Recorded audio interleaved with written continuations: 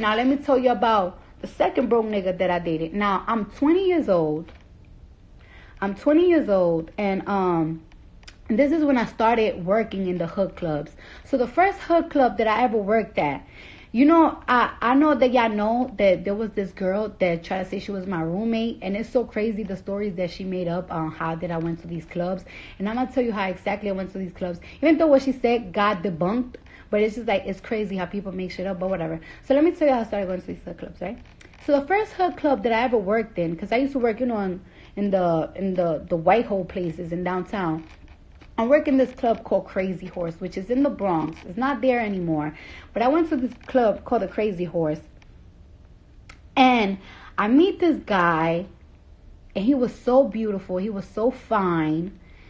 And he threw me like $1,000.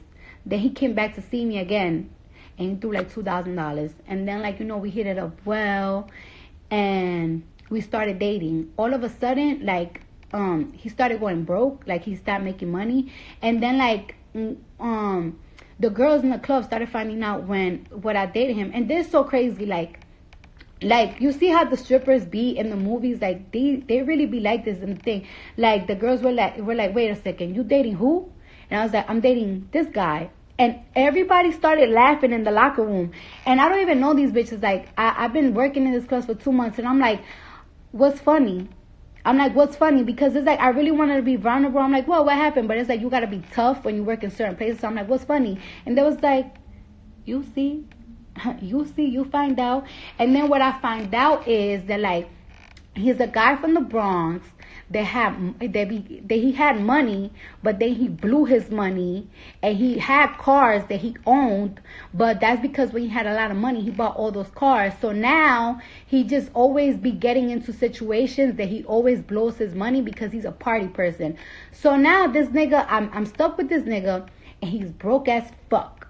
But I still like him because, you know, like, I piped him a couple of times. We're talking. I'm attracted to him.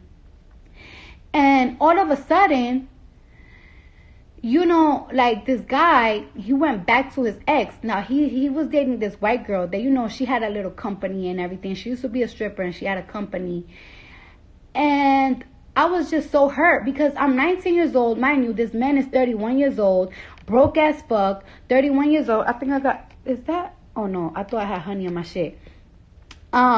He's 31 years old, and I'm 19, and I'm dating this guy. And at first, he looked like he had something. And then out of nowhere, he stopped. Like, he didn't have no money. He was telling me, like, it's like, oh, my gosh. Like, I just went broke. I did a bad move. And I'm like, and I'm over here like a dumb bitch. Like, I'll help you, babe. He said, you sure you can help me? And I'm like, yeah. And then, all of a sudden, you go back to your ex-girlfriend. And the thing, you go back to your ex-girlfriend because, you know, like, she's like a little white girl. And, you know, like, I feel like some white women, when it comes to, like black and Spanish men, they are very submissive. And she was just very submissive. Like, she was just giving him everything. And I was just so in love with this guy. And it's like, damn, I kept telling him, like, how can you do that to me? So this nigga was, like, practically using me and her at the same time. Like, I remember that he was, like, let me tell you something. I'm like 20 years old. And I have, like, money, but I don't have that much money. Like, I'm a dancer in New York. I'm paying bills. And I got to maintain my hair, maintain my makeup, constantly buy stripper outfits and all this shit. And it's like, you know, I'm stripping and I'm trying to save money. But it's hard for me to save money because this nigga constantly telling me, like, oh, I got to play for this. I got to play for that.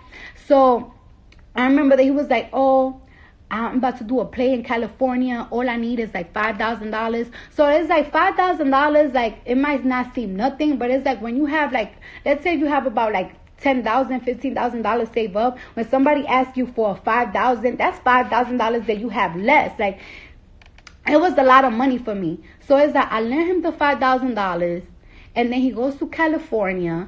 And then I find out that he was in California with his fucking girlfriend.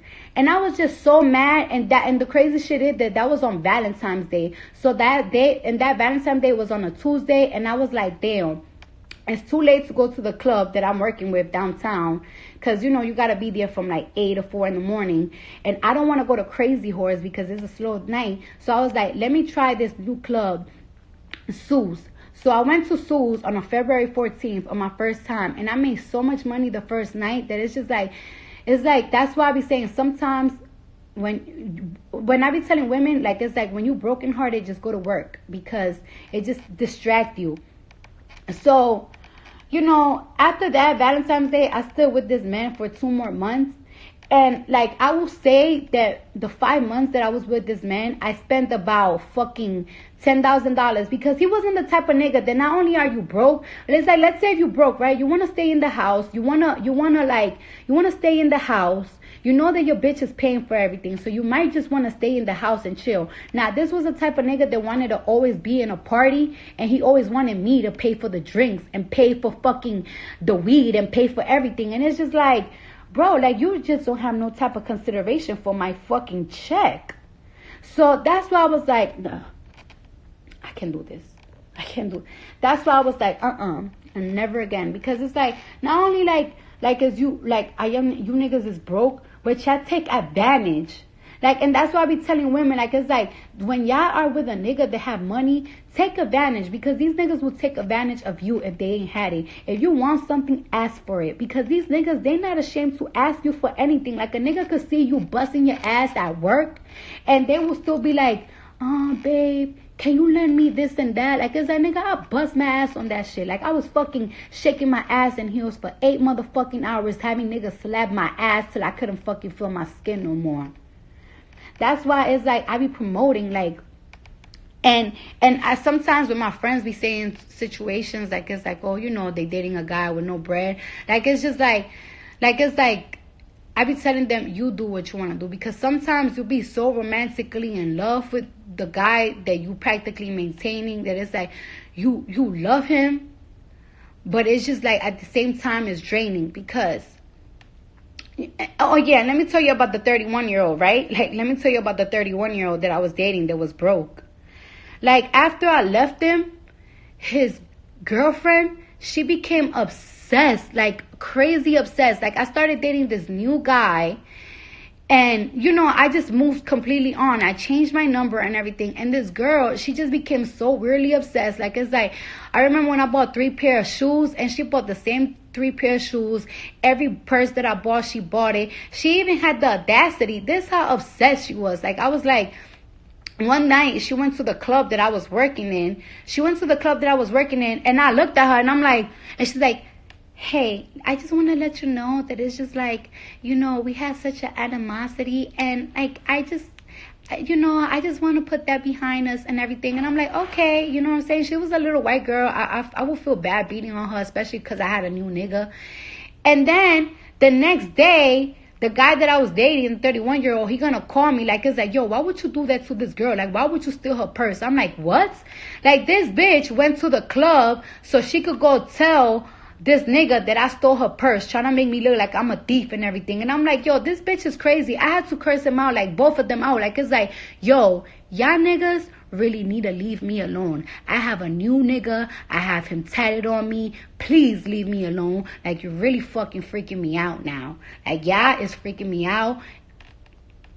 Shit, y'all is weird.